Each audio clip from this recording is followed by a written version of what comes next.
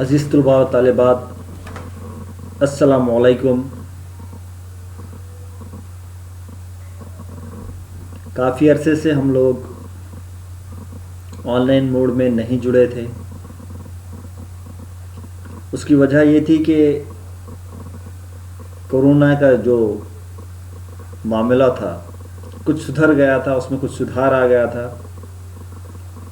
جس کے نتیجے میں آف لائن کالج کی شروعات ہو چکی تھی اور ہم آف لائن درس و تدریس کے سلسلے کو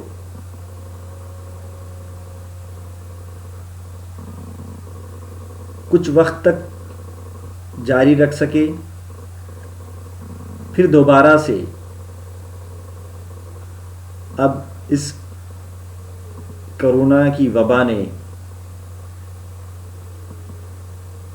پورے ہندوستان بھر میں جو قہر برپا کر دیا ہے، جس کے نتیجے میں UGC، پھر ہماری سرپرست یونیورسٹی سوامی رامانند تیرتھ مراٹھواڑہ ناندیڑ یونیورسٹی، اس نے جو ہدایات ہمیں دی ہیں اس کے مطابق دوبارہ سے ہمیں درس و تدریس کا سلسلہ آن لائن موڈ کے ذریعے جاری رکھنا ہے۔ ویسے تو اس سیمسٹر کا ہم نے تقریباً نصاب یا سلیبس تکمیل کو پہنچا دیا ہے آف لائن موڈ کے ذریعے، لیکن کچھ اکائیاں اس کی جو باقی ہیں اس کو ہم آن لائن لیکچر کے ذریعے مکمل کرنے کی یا تکمیل کرنے کی کوشش کریں گے۔ تو میں ڈاکٹر قادری سید واجد آپ سب کا شعبہ اردو کی جانب سے، شعبہ اردو سنجیونی مہا ودیالیہ چاپولی کی جانب سے آپ سب کا استقبال کرتا ہوں اور اس آن لائن لیکچر کی شروعات کرتا ہوں۔ جس نصاب کو ہم نے آن لائن موڈ میں تکمیل کر لیا ہے، اس سے آگے بڑھ کر ہم جو بچا ہوا نصاب ہے یا جو نصاب کو تکمیل کرنا ہے، جس کی درس و تدریس کرنی باقی ہے، اس نصاب کو آن لائن موڈ کے ذریعے تکمیل کرنے کی کوشش کریں گے۔ تو یہ آج کا ہمارا پہلا جو لیکچر ہوگا BA FI یعنی کہ BA سال اول کے آپشنل اردو کے جو طلباء و طالبات ہیں ان کے لیے یہ لیکچر ہے، اور اس کے علاوہ BA BSc BCom first year second year third year ان سبھی اردو آپشنل ہو یا اردو SL کے طلباء و طالبات کے لیکچرز آن لائن موڈ میں آج سے لیے جائیں گے انشاءاللہ۔ BA فرسٹ ایئر سال اول کا دوسرا جو پرچہ ہے، جس کا عنوان ہے قصیدہ اور غزل،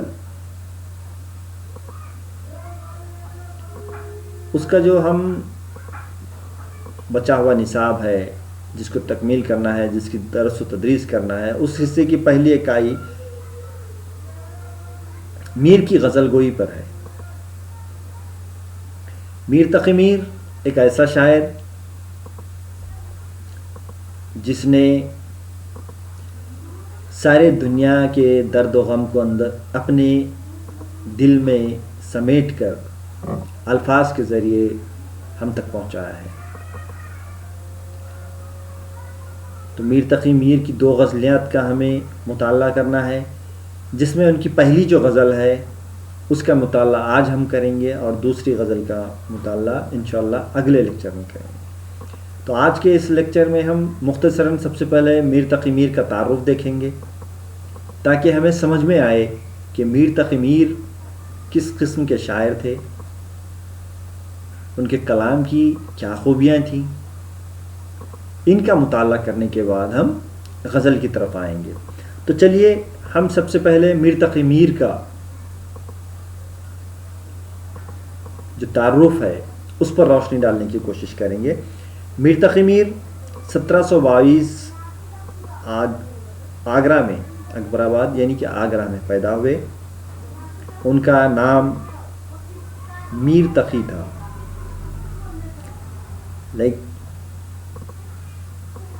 معاف کیجیے گا، ان کا نام محمد تقی تھا اور میر ان کا تخلص تھا۔ ان کے جو والد تھے ان کا نام میر محمد علی تھا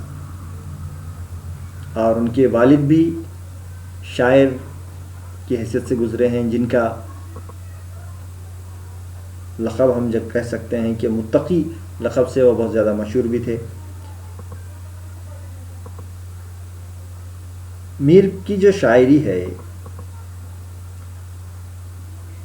وہ ہم کو دیکھنے میں ملتی ہے کہ یہ وراثت میں ملی ہوئی چیز ہے۔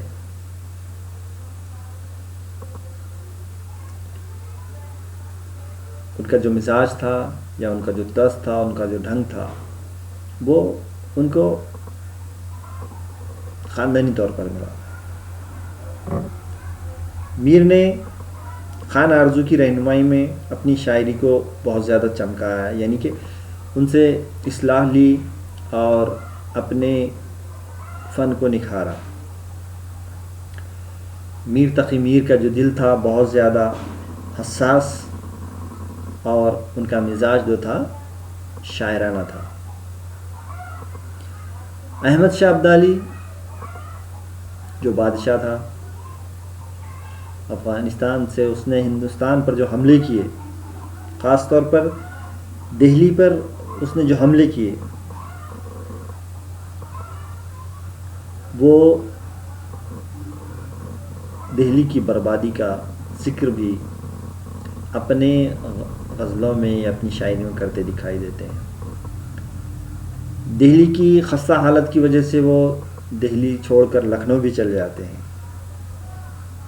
اور لکھنؤ میں انہیں کافی قدر و منزلت کی نگاہ سے بھی دیکھا جاتا ہے۔ میر تقی میر کے ویسے تو 6 ضخیم دیوان دیکھنے کو ملتے ہیں اور اس میں سب سے زیادہ یا سب سے بڑی تعداد یا بڑا ذخیرہ جس صنف شاعری کا دیکھنے کو ملتا ہے وہ ہے غزل، جو رتبہ فارسی شاعری میں حافظ کا ہے، وہی رتبہ اردو شاعری میں میر کا ہے۔ ایک ایسا خیال، ایک ایسا نظریہ بھی ہم کو دیکھنے کو ملتا ہے۔ اسی لیے میر تقی میر کو خدائے سخن بھی کہا جاتا ہے۔ ان کی شاعری میں غم کا بہت زیادہ احساس ہوتا ہے، یاسیت جس کو ہم کہتے ہیں وہ بہت زیادہ دیکھنے کو ملتی ہے۔ اسی وجہ سے انہیں یاسیت کا امام بھی کہا جاتا ہے۔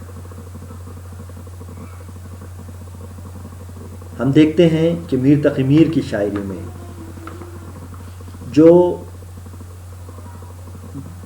درد ہے،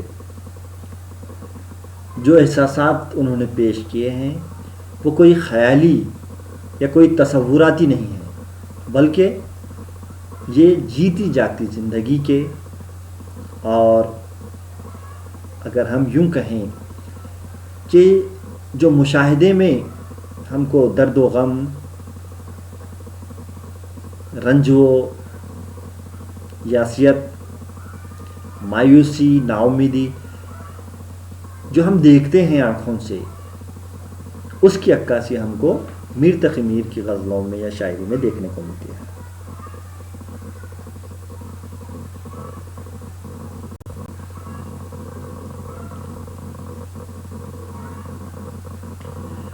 آئی اے ریچرڈز ایک بہت بڑا مفکر گزرا ہے، اس کا ایک قول ہے، اس نے کہا تھا کہ کوئی فن پارہ اپنی تخلیق کے 100 سال کے بعد تک زندہ رہے تو یہ اس کی عظمت کی دلیل ہے.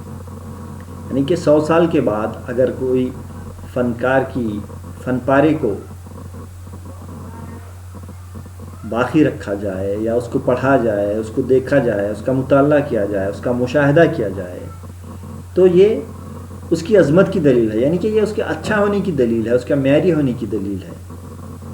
تو آج 200 سال ہو گئے ہیں، اس کے باوجود بھی میر کی شاعری کو ہم دیکھتے ہیں کہ بہت زیادہ پسند کیا جاتا ہے. اس میں جو کشش ہے وہ آج بھی باقی ہے، اور ان کے کلام کی جو عظمت ہے اس میں ہم دیکھتے ہیں کہ دن بدن اضافہ ہوتا چلا جا رہا ہے. یوں تو میر کے کلام میں بہت سی خوبیاں دیکھنے کو ملتی ہیں. سرسری میں ان کا تعارف یا ذکر کرتا چلوں. سوز و گداز ہے، سادگی بھی ہے، دل نشینی، اثر آفرینی، خلوص، نرم و نازک الفاظ، لذت و چاشنی ہے، نشتریت ہے، رنگینی، پیکر تراشی، دھیما لب و لہجہ، احساس و ادراک کی قوت، موسیقیت، لفظوں کی تکرار، خوبصورت تشبیہات و استعارات، کم اسماء اور زیادہ افعال کا استعمال، ان کے شاعری میں ہم کو دیکھنے کو ملتا ہے. یہ میر تقی میر کی کلام کی خوبیاں ہیں. جیسا کہ میں نے پہلے بھی ذکر کیا کہ ان کے کل 6 دیوان شائع ہو چکے ہیں. اب ہم ان کی اس غزل کی طرف بڑھیں گے جو ہمارے نصاب میں شامل ہے، جس سے ہم سمجھ سکیں گے کہ میر تقی میر کی شاعری میں یا ان کی غزلوں میں کس قسم کی باتیں دیکھنے کو ملتی تھی.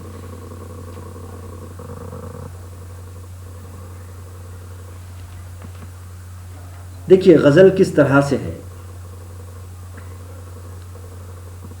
ان کے نصاب میں شامل پہلی جو غزل ہے وہ کچھ اس طرح سے ہے. کیا کروں شرح خستہ جانی کی، میں نے مرمر کے زندگانی کی. کیا کروں شرح خستہ جانی کی، میں نے مرمر کے زندگانی کی. حال بد گفتانی نہیں میرا، تم نے پوچھا تو مہربانی کی. سب کو جانا ہے یوں تو پر اے صبر، آتی ہے ایک تیری جوانی کی. تشنہ لب مر گئے تیرے عاشق، نہ ملی ایک بوند پانی کی. بیت بحثی سمجھ کے کر بلبل، دھوم ہے میری خوش زبانی کی. بیت بحثی سمجھ کے کر بلبل، دھوم ہے میری خوش زبانی کی. جس سے کھوئی تھی نیند میر نے کل، ابتدا پھر وہی کہانی کی. بہت ہی خوبصورت اور مختصر سی غزل ہے. اگر ہم اس غزل کو سمجھنے کی کوشش کریں گے تو ہمیں سمجھ میں آئے گا کہ میر نے اس غزل میں کس طرح سے اپنے زندگی کے حالات، جو ان کے پریشانیاں ہیں، جو صعوبتیں انہوں نے جھیلی ہیں، ان تمام کا ذکر انہوں نے اپنی غزلوں میں یا شاعری میں کیا ہے. تو یہاں ہم دیکھتے ہیں کہ اس غزل میں بھی انہوں نے یہی بات کی ہے. کیا کروں شرح خستہ جانی کی، میں نے مرمر کے زندگانی کی. دیکھیے اگر ہم کو غزل کو سمجھنا ہے تو سب سے پہلے اس کے مشکل الفاظ کو تھوڑا سا دیکھ لیں گے تو ہمیں آسان ہو جائے گا. شرح کے معنی اظہار، پیشکش. اب یہاں پہ جو الفاظ کے معنی میں نے پیش کیے ہیں وہ غزل کی نوعیت کے حساب سے الفاظ کے معنی یہاں پہ پیش کیے گئے ہیں. تو جس طرح سے شاعر کہہ رہا ہے کہ پہلے مشکل الفاظ دیکھ لیتے ہیں، اس کے بعد پھر آگے بڑھ کے ہم اس کی تشریح کرنے کی کوشش کریں گے. شرح جس میں اظہار یا پیشکش کو کہیں گے. خستہ جانی بری حالت، بری کیفیت. بدگفتنی بری باتوں کا بیان کرنا. تیری کو کہتے ہیں. بیت بحثی بحث کا مقابلہ یا بحث کی جگہ جہاں پہ بحث کی جاتی ہے اور ایک سے زائد لوگ اس بحث میں شامل ہوتے ہیں. تشنہ لب پیاسا. تو یہ چند ایک مشکل الفاظ تھے اس غزل میں جس کا میں نے یہاں ذکر کیا. اب دیکھیے غزل کی تشریح ہم کرنے جب جائیں گے تو شروعات سے لیں گے. تو میر تقی میر جیسا کہ ہم نے ان کے تعارف میں دیکھا کہ وہ کس ڈھنگ کے شاعر ہیں، یا ہم نے یہ دیکھا کہ میر تقی میر نے بہت زیادہ اپنی زندگی میں پریشانیاں جھیلی ہیں، مصیبتیں جھیلی ہیں، بہت برے حالات سے گزرے. دلی جس سے بہت زیادہ انہیں لگاؤ تھا اس پر بہت زیادہ حملے ہوئے، اس کو لوٹا گیا، اس کو برباد کیا گیا، انہیں مجبوراً ہجرت کر کے لکھنؤ جانا پڑا. تو اس کا بھی درد ان کے یہاں دیکھنے کو ملتا ہے. یہ تمام درد تو تھے ہی، لیکن ان کے یہاں اور ایک درد جو سب سے زیادہ دیکھنے کو ملتا ہے وہ ہے محبت کا درد. اور اس غزل میں انہوں نے وہی بات پیش کی ہے. اب چلیے ہم غزل کی تشریح کی طرف چلتے ہیں. کیا کروں شرح خستہ جانی کی، میں نے مر مر کے زندگانی کی. میر تقی میر کہہ رہے ہیں کہ میں اپنی خستہ جانی یا پھر میرے جو برے حالات تھے، میں جس دور سے گزرا، جن پریشانیوں سے، جن مصیبتوں سے، جن صعوبتوں کو میں نے جھیلا، ان کا ذکر میں کیا کروں. میں یہی کہہ سکتا ہوں کہ میں نے مر مر کے زندگانی کی ہے. تو وہ کہہ رہے ہیں کہ میں نے مر مر کے زندگی کی ہے. مجھے جو پریشانیوں کا سامنا کرنا پڑا ہے، جن غموں کو میں نے جھیلا ہے، جن رنجوں سے میں گزرا ہوں، ان کا کیا ذکر کروں، کیا کروں شرح خستہ جانی کی، کیسے پیش کروں میں ان تمام کو، اور کیا میں ان خستہ جانی برے حالات، برے دن، ان کی باتوں کا کیا تذکرہ کروں، کیا ذکر کروں. بس میں یوں کہہ سکتا ہوں کہ میں نے مر مر کے زندگی کی ہے. یعنی کہ میں نے جو زندگی گزاری ہے وہ کس قسم سے گزاری ہے، مر مر کے گزاری ہے.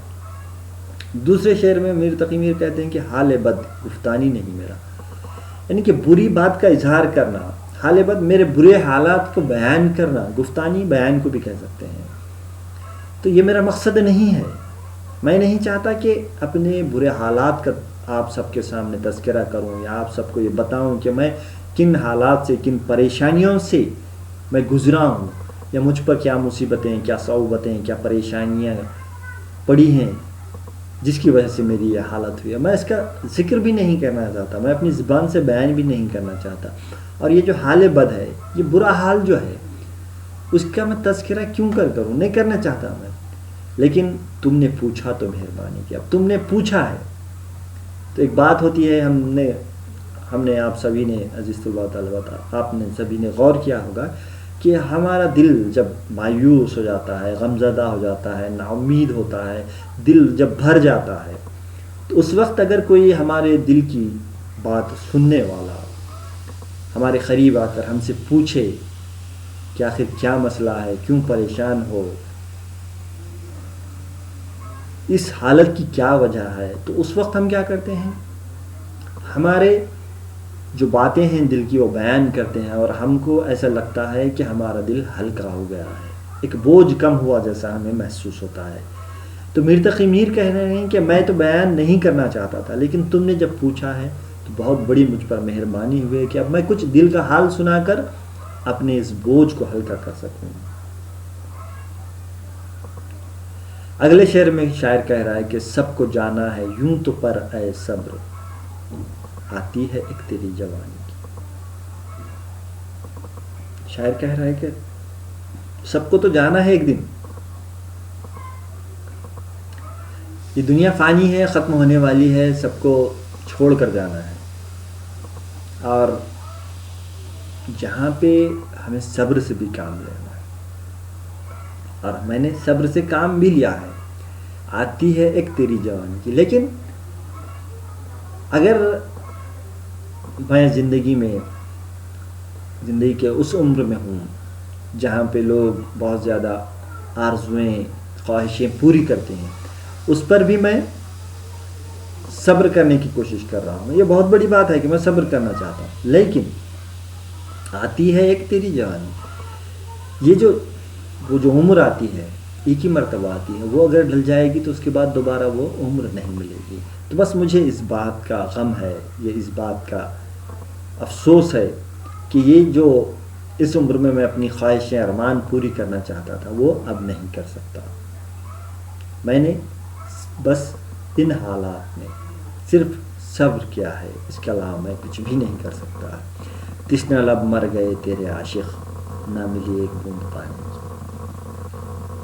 اب شاعر کہہ رہا ہے کہ تشنہ لب مر گئے تیرے عاشق. تشنہ لب، پیاسے. کون مر گئے؟ عاشق، تجھ سے محبت کرنے والے. شاعر کہہ رہا ہے کہ اے محبوبہ، تجھ سے محبت کرنے والے کیا ہو گئے؟ تجھ سے محبت کرنے والے پیاسے مر گئے.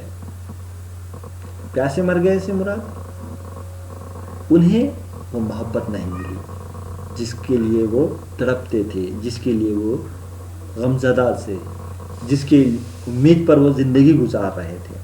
نہ ملی ایک بوند پانی کی. پانی کی ایک بوند بھی انہیں نہیں ملی. اس کا مطلب یہ ہوا کہ وہ محبت کے لیے جو ترستے تھے یا محبت کی جو ان کی خواہش تھی وہ خواہش انہیں کبھی نہیں ملی، اور وہ بغیر اس محبت کو پائے اس دنیا سے رخصت ہو گئے.